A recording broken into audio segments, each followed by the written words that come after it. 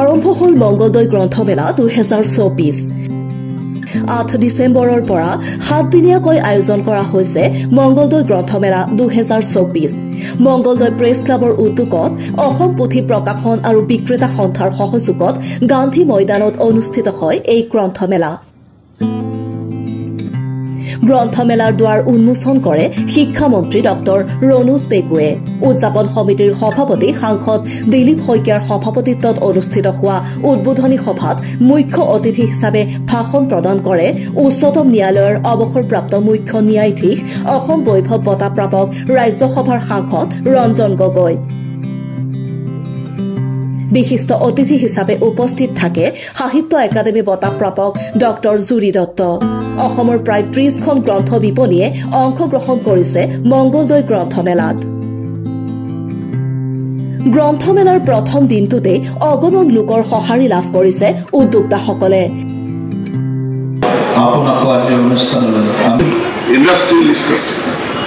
নামটো আছিল Alvin Eugene Toffler Mangaldai press club আৰু সদৌ অসম পুথি প্ৰকাশক আৰু বিক্ৰেতা সন্থাই চতুৰ্থবাৰৰ বাবে মঙলদৈ গ্ৰন্থমেলা আয়োজন কৰিছে আজি আমি গ্ৰন্থমেলা উদ্বোধন কৰিলোঁ অসম বৈভৱ তথা ভাৰতৰ উচ্চতম ন্যায়ালয়ৰ অৱসৰপ্ৰাপ্ত মুখ্য ন্যায়াধীশ মাননীয় শ্ৰীযুত ৰঞ্জন গগৈ ডাঙৰীয়া সাংসদ স্থানীয় আটাইকেইজন বিধায়ক আমি সকলোৱে এই উদ্বোধনী অনুষ্ঠানত অংশগ্ৰহণ কৰিলোঁ আৰু এই গ্ৰন্থৰ আন্দোলনটোৱে মঙলদৈ গ্ৰন্থমেলাই গ্ৰন্থৰ প্ৰতি মানুহক আকৰ্ষিত কৰিব গ্ৰন্থ প্ৰকৃতাৰ্থত এটা ইণ্ডাষ্ট্ৰী ইয়াৰ লগত পাঠকৰ লগতে প্ৰকাশক বিক্ৰেতা লিখক লিখিকা এই সকলোবিলাকৰ এটা চেইনত জড়িত হৈ থাকে যদি আমি কিতাপ নিকিনো কোনেও কিতাপৰ ব্যৱসায় নকৰিব কিতাপৰ ব্যৱসায় নহ'লে কিতাপ প্ৰকাশ নহ'ব কিতাপ প্ৰকাশ নহ'লে মানুহে কিতাপ লিখাও বাদ দিব গতিকে এটা বৌদ্ধিক আন্দোলনটো আমাৰ স্থিমিত হৈ যাব তো বৌদ্ধিক চিন্তা চেতনা আৰু তাৰ প্ৰকাশ অব্যাহত ৰখাৰ স্বাৰ্থতে আমি সকলোৱে এই গ্ৰন্থৰ আন্দোলনটোক আমি আগুৱাই লৈ যোৱা উচিত অসম প্ৰকাশন পৰিষদে গুৱাহাটী গ্ৰন্থমেলাৰ উপৰিও আমি বিভিন্ন জিলা সদৰত প্ৰতি বছৰে আমি 4-5খনকৈ গ্ৰন্থমেলা অনুষ্ঠিত কৰোঁ অহা বছৰ অসম প্ৰকাশন পৰিষদৰ গ্ৰন্থমেলা মঙলদৈত অনুষ্ঠিত হ'ব মঙলদৈ প্ৰেছ ক্লাব আৰু অসম পুথি প্ৰকাশক বিক্ৰেতা সন্থাৰ সহযোগতেই গ্ৰন্থমেলাখন মঙলদৈত অনুষ্ঠিত হ'ব নিশ্চিতভাৱে এয়া হয়তো এনেকুৱা উদাহৰণ বহুত কম দেখা পোৱা যায় আৰু মঙলদৈ প্ৰেছ ক্লাবৰ যি মহান প্ৰয়াস যে আমি সদায় মানুহ সংবাদৰ পিছত দৌৰে কিন্তু জ্ঞানৰ পিছত দৌৰাটো জ্ঞান অন্বেষণ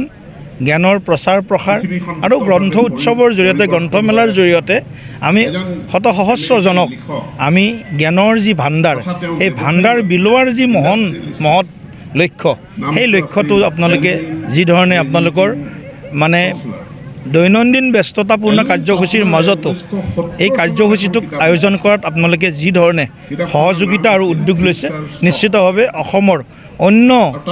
জিলাৰ যিবিলাক আমাৰ মানে প্ৰেছ ক্লাব আছে তেওঁলোকে আপোনালোকক অনুকৰণ কৰিব পৰাৰ থল আছে বুলি মই ভাবোঁ আজি সঁচাকৈ আমি দৰঙীয়া হিচাপে বা গ্ৰন্থমেলাৰ আয়োজক হিচাপে আমি অতিকৈ আজি আনন্দিত আৰু সন্তুষ্ট যে আমি ভবা মতেই আজিৰ এই মঙলদৈ গ্ৰন্থমেলা 2024ৰ মুখ্য অতিথি ভাৰতবৰ্ষৰ মহামান্য উচ্চতম ন্যায়ালয়ৰ প্ৰাক্তন মুখ্য বিচাৰপতি অসম বৈভৱ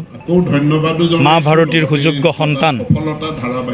ৰঞ্জন গগৈ ডাঙৰীয়া ইতিমধ্যে আহি আমাৰ মাজত উপস্থিত হৈছে আৰু তেখেতে ইতিমধ্যে আমাৰ উদ্বোধনী অনুষ্ঠানত মুখ্য অতিথি হিচাপে অংশগ্ৰহণ কৰিছে অসমৰ মাননীয় শিক্ষামন্ত্ৰী ডক্টৰ ৰণোজ পেগু ডাঙৰীয়াই ইতিমধ্যে আমাৰ গ্ৰন্থমেলাৰ শুভ উদ্বোধন কৰিছে আৰু আমি আমন্ত্ৰণ কৰা প্ৰতিগৰাকী আমাৰ বিশিষ্ট সাহিত্যিক অসমৰ এগৰাকী যুৱ সাহিত্যিক ক'ব গ'লে আমাৰ সাহিত্য একাডেমী যুৱ পুৰস্কাৰ শিতানত যিগৰাকী পুৰস্কাৰ লাভ কৰিছে ডক্টৰ জুৰি দত্ত ডাঙৰীয়ানী প্ৰমুখ্যে আমাৰ সকলো আমন্ত্ৰিত অতিথিৰ উপস্থিতি আৰু দৰঙী ৰাইজৰ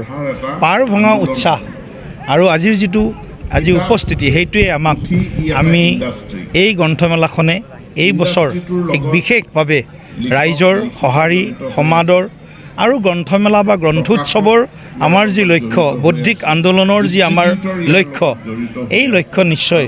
প্ৰাপ্তিত এই গ্ৰন্থমেলাখনে এইবাৰ বিশেষভাৱে এক অনন্য অৰিহণা আগবঢ়াব। দুনিৰ পৰা সুনীল চহৰীয়া ৰিপৰ্ট, নিউজ এক্সপ্ৰেছ, অসম।